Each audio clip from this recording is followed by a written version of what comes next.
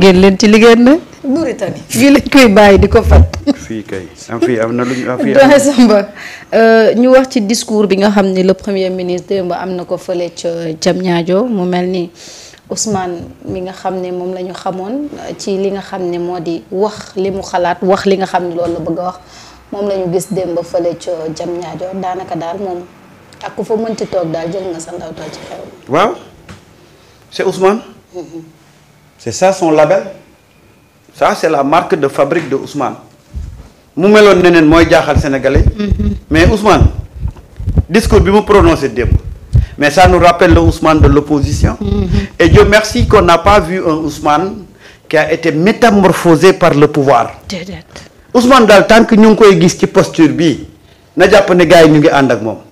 ndax Ousmane les gens l'ont aimé l'ont connu de par son franc-parler de par son courage dans le discours de par ses principes de par ses convictions loolu la ko nit ñi xamee oustaz maanaam Ousmane dafa am question yoo xam ne daf ci dul varier li mu wax démb ba muy nekk ci opposition ba demal revisiter ses discours lii la doon wax dafa ñëw confirmer waat ko Marieta balaa ngaa xam nit moo am pouvoir ngay xool ndax kii nit ku dëggu la wala nit ku dëgguwut ñaata nit ñoo fi amoon un discours bi ñu nekk opposition bi ñu yegg see pouvoir diluer seen discours wala ñu sànni ko ca poubelle ba mais voilà Ousmane kii depuis bu ñu ko xamee ça fait bientôt 10 ans 11 ans ci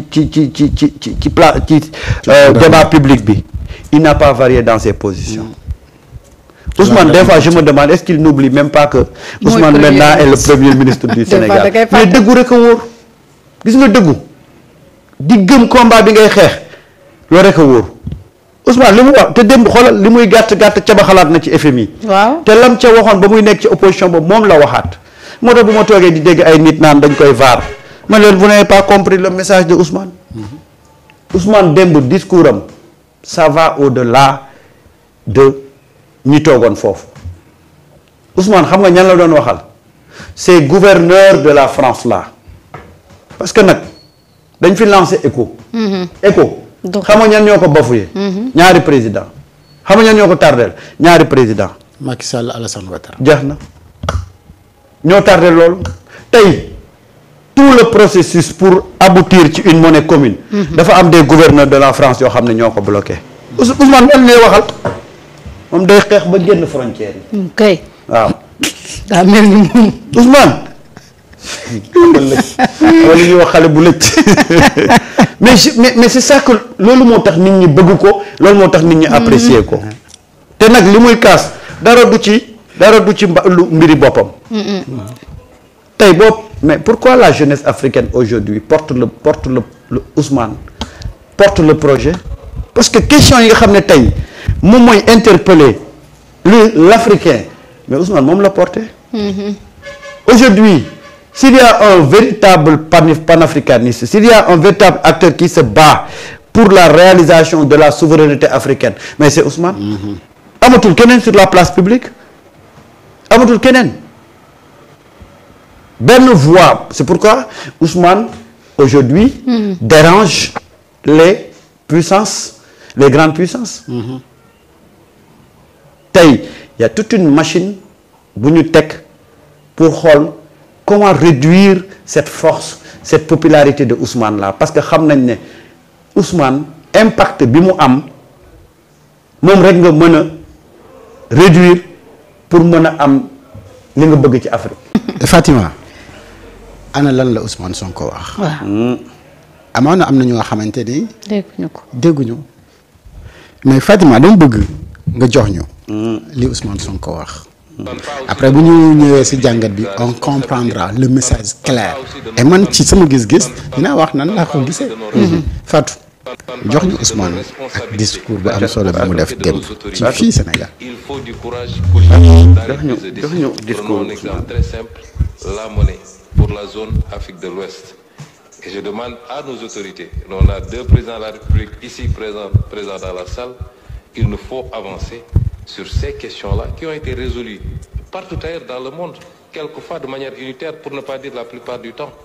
Combien de pays ont une zone monétaire commune. C'est très peu. C'est pratiquement l'exemple qu'on a, c'est l'Afrique de l'Ouest et l'Afrique centrale. Pourtant, les autres pays s'en sortent plus ou moins. Nous connaissons les problèmes, nous savons les réformes qu'il faut faire. Depuis des années, c'est posé sur la table, mais il y a un manque de courage politique. Et il est temps que nos autorités prennent les responsabilités pour faire les réformes. Autrement, les peuples les feront à leur place. Je vous remercie.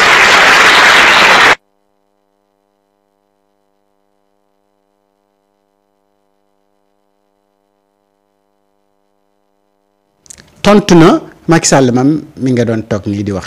tout à l'heure ci pitcham bi. tontu laale na ci FMI mais version originale bi nga xam ne moom rek et uniquement moo existé ci Ousmane Sonko démb askan wi dañ ko gis muy 2 ou 3 choses yu nga xamante ni Ousmane daf ko yàgg di wax. mooy on ne peut pas développer nos pays avec le franc CFA. donc il faut ñu am courage nag ak détermination pour changer monnaie boobu noonu dem ci monnaie bu nga xamante ni mooy woote la souveraineté Ousmane Sonko souveraineté la mos di woote.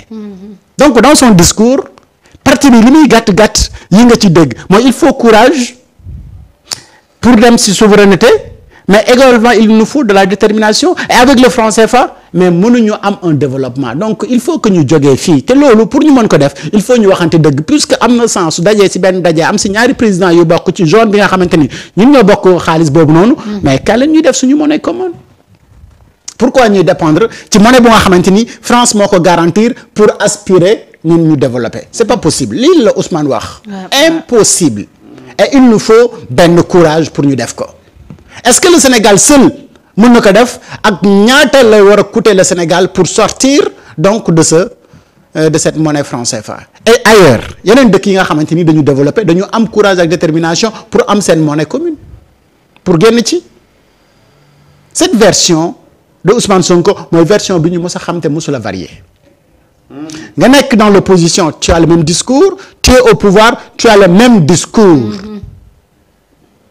Et puisque yenn responsabilité yow nekk goo fa tu n'es pas le président de la République pour dire que ni voilà ce qu'on va faire pour notre monnaie mais tu as la chance de rencontrer 2 présidents de benn forum bu nga xamante ni on parle d'économie mais il faut leur dire que ni bu ñu bëggee suñu zone yi ñu développer ko mais il faudra que cette monnaie là ñu changer ko tout simplement. Ah oui. Ah oui. et li nga xamante ni moo doon gàllankoor monnaie commune bi ouest africaine zone ouest africaine bi bëggoon mais Samba rappelé na ko tout à l'heure Alassane Ouattara daf ci amoon part de responsabilité. et que franc CFA bi mais Côte d'Ivoire moo ci ëpp doole. parce que en termes d'économie mooy pays bi nga xamante ni moo ëpp doole ci dëkk yi nga xamante ni ñoom ñoo ko sedd ñoo ko seq. de même que le Sénégal bi nga xamante ni banque centrale de l'Afrique de l'Ouest fii la nekk. vu donc stabilité am ak croissance économique am yooyu moom it am na benn poids bu nga xamante ni moom la am et les 2 présidents yi nga xamante ni ñoom ñoo fa nekkoon c'était les gouverneurs de Macron ils représentaient donc la France dignement pour les intérêts de la France si monnaie boobu noonu donc ñooñu duñ ñoon mos a gis ni ñuy soppee donc xaalis boobu noonu. aujourd'hui nag comme les donnes changent mais il faudra ñu am courage ak détermination pour ne pas dire que ni c'est impossible c'est possible. c'est possible mais nag xam nga. africain pratiquement dafa frileux un peu ci changement bu changement di ñëw rek di tiit ki am sax ay milliards ci compte am mu ngi foog ne bu monnaie bi jógee franc CFA dem ci beneen monnaie xaalis boobu day naaw déedéet du naaw day soppeeku adopté wu ci xaalis bi nga xamante ni moom mooy am donc ce courage là bi nga xamante ni moom la Ousmane Sonko am mooy la version originale bi ñu xamante moom la ñëpp mos a xam ci Ousmane Sonko il n'a jamais changé de discours étant dans l'opposition comme dans le pouvoir et puis gis nga li ngay wax noonu tey li waral Alassane Ouattara di demander waat wala mu nekkaat ci course bi c'est juste pour préserver les intérêts de la France. dafa war a dem noppalu jën. déet du ko xanaa xamoon ne France jaral na ko lu ne pour Alassane resté waat jaral na ko lu ne. un 4e mandat. waaw un 4e mandat pour Alassane Ouattara c'est encore faire basculer la Côte d'Ivoire.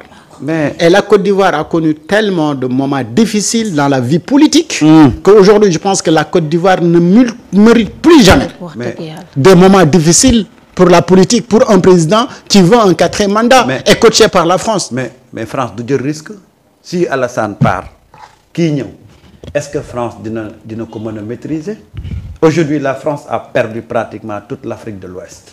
Il y a quelques dëkk yoo xam ne tey ñoo des ak France mais dëkk yi ci gën a mag mais France amatu fa mainmise.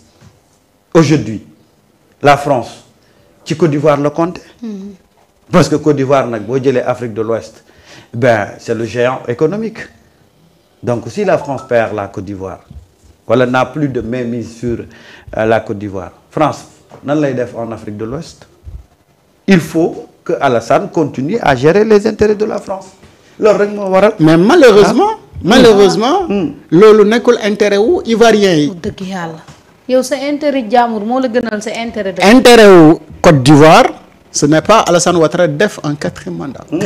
Un président bu def 3 mandats quand même ça suffit largement. mais déggoo lu mu la wax. non seulement par l'âge ak par yeneen ak yeneen. waaw yow day dem dafa bëri ay facteurs yu déterminants. Alassane ne doit pas être candidat. mun nga naax sax jël ay décisions yoo xam ne. yow ñu xooluñ ci loolu yow xooluñ ci loolu. yow kay xooluñ ci loolu. dañ lay maintenir. c'est malheureux. tey da ngay xool au Cameroun démb damay seetaan seen président bi mu demee meeting. ka jël parole président assemblée nationale bi mu ngi am 86 ans. xoolal ma loolu. 33 ans la def ca assemblée nationale bi. waaye ba muy def discours dañoo mujj nangu micro bi waa ji xàmmeewul Diagne ak Dior mu ngay wax lu ko neex. xel bee dem da ngay dem ba ngay am perte mémoire démb dama koo ree ba coroxaan paa bi daal taxaw na di wax ba mujj gi dañoo nangu micro bi ci paa bi ndax paa bi dam doon wax xaaral ci dafa loolu da ngay dem ba ànd ak xel mu mu ngi dem. nii.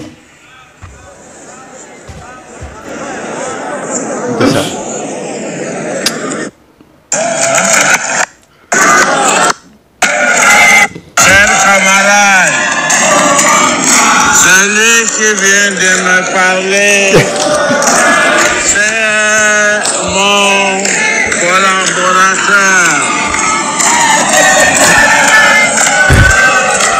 C'est mon collaborateur.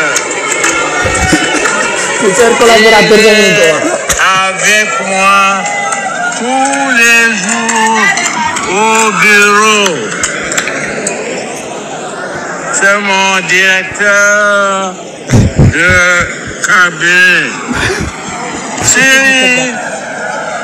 vous ne voulez pas me écouter, ce que je vous dis, écoutez-le.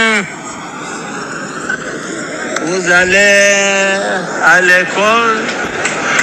Au lieu d'aller à l'école. Camerounais yi dama leen yërëm. Dans un bar. waa léegi Afrique lii ba kañ. Sérieusement moi j'ai pitié au peuple camerounais. jar na ko de. parce que Paul Biya